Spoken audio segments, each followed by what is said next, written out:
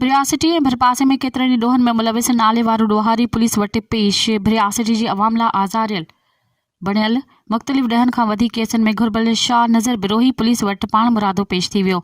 शाह नज़र बिरोही मुख़्तलिफ़ ॾोहनि मोटरसाइकिल चोरियुनि ऐं ॿियनि वारदातुनि जे मुख़्तलिफ़ केसनि में घुर्बल हो, जेको बलूचिस्तान रूपोशी इख़्तियार करे वियो।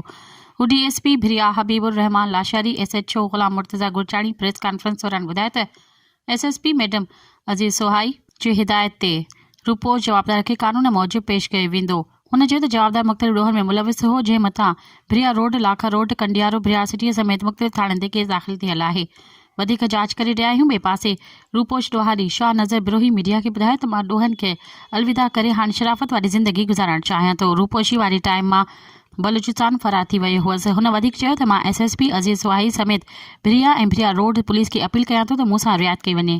मज़ीद ख़बरनि ऐं तफ़सीलात लाइ विज़िट कयो असांजी वेबसाइट www.awamiNewsHD.com ऐं ॾिसंदा रहो अवामी न्यूज़ HD।